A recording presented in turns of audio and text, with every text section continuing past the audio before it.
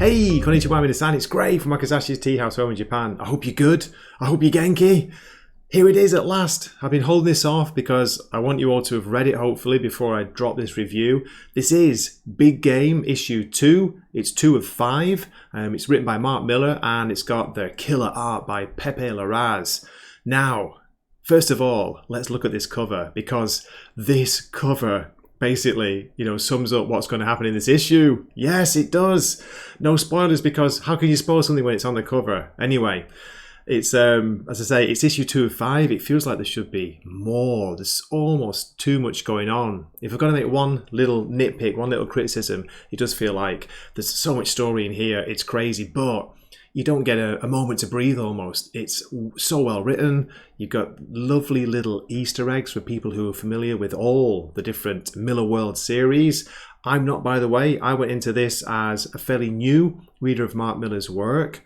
I've read Nemesis, I've read The Ambassadors, I'm reading Nightclub, I've read American Jesus. I know Wanted Story pretty much, so yeah, that's about it. But all the little details are there. We get little hints to Starlight, hints to American Jesus, as I said. There's, Hit Girl, of course. She makes an appearance in here. It's so good. Now, what I'm going to do is I'm going to keep my review as spoiler-free as possible. I'm sure the first half of the issue, well, I'll talk about the first half of the issue, but there will be some, mild spoilers. It just can't be helped because so much is going on in here. I do give a warning in the story summary, so if you don't want to know that spoiler, you can stop watching at that point. But yeah, please do keep watching because you've got to see some of the art. It's just gorgeous. How Pepe Larraz is doing it, how he's drawing all these different characters. I have no idea. I wonder how long it took him to do this because you can see the quality, and I do talk about this in the review. The amount of detail, the backgrounds, it's all there. You're seeing less and less of that these days in the modern Marvel and DC comics. You're seeing blank backgrounds because you get the feeling that artists are rushed. There you go. But anyway, this is just pure quality. It's great. There are shocks in here. It's surprising. I got to the end.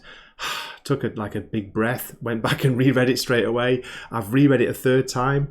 I was talking about it with a good YouTube buddy, 32 Flavors of Nick Weiser, who will be dropping his review with me and him talking about it.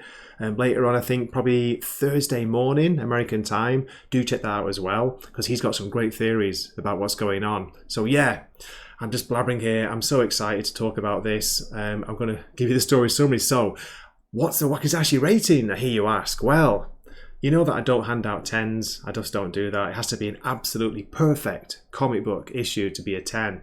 But this is close. This is close, especially when compared, with so much that's going on at the moment from the supposed big 2. This is getting another 9 out of 10. I think I gave issue 1 9 out of 10. But yeah, this is a strong, very strong 9 out of 10. As I say, if you're going to look for one small criticism, it's that there's almost too much going on, but it's a blast. Okay, so, as always, please keep watching. Here we go. Wait, what did you just say? So, the basic premise is, the world is secretly ruled by supervillains. This has been the case since 1986, when there was a huge battle. The supervillains took out all the superheroes at that time, killed them all. And what makes it worse is they wiped humanity's collective memory of superheroes, making us believe, tricking us that they're just fictional characters that only exist on the big screen or in comic books. At least that's what I think has happened so far. But I tell you what, so much happened last issue. You can check out my review if you've not seen it. But let's get on with this issue. We open with the Chrononauts. Do you know the Chrononauts? They are Corbin Quinn and Danny Riley.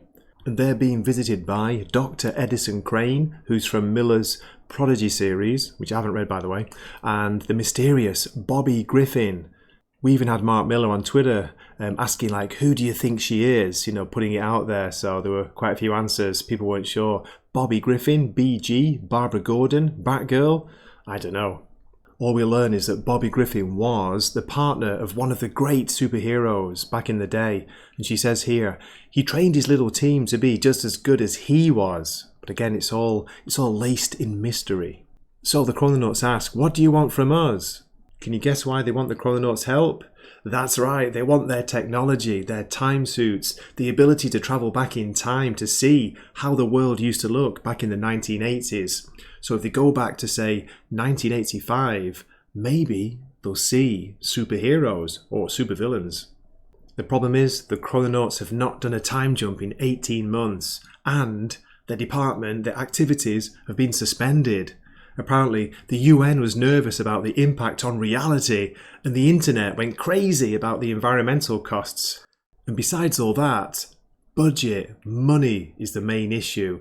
Apparently, it would cost about $10 billion to go back in time. But hey, that's not a problem for Dr. Crane. It's already in your bank account.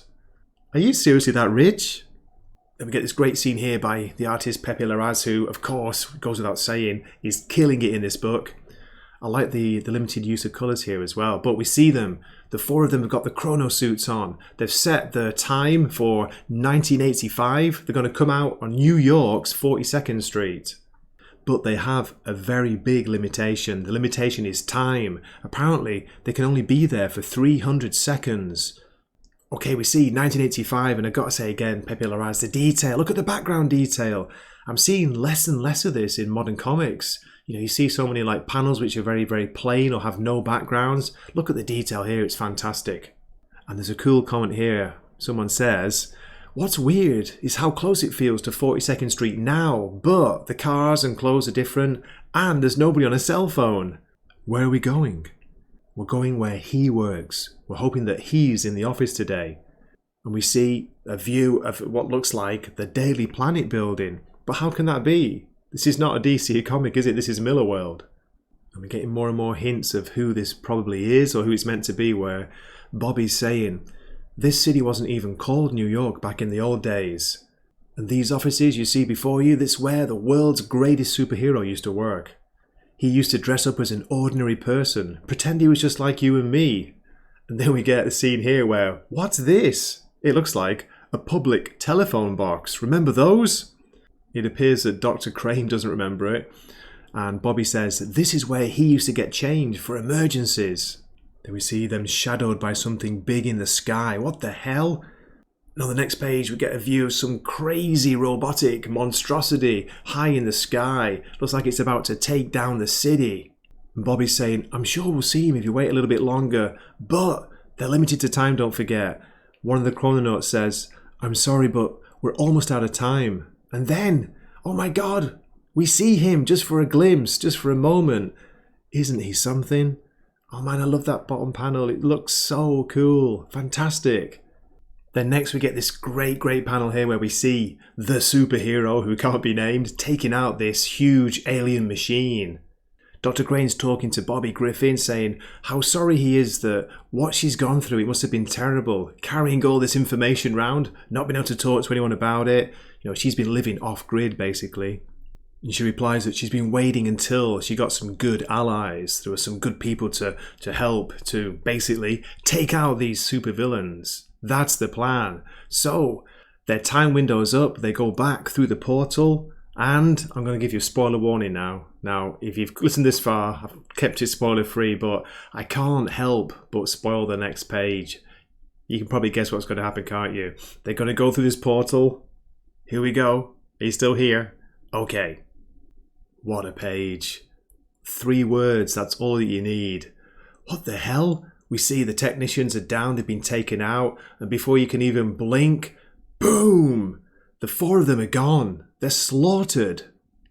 Then we see a team of what look like super soldiers. Hold your fire. We cut to the fraternity's headquarters in upstate New York.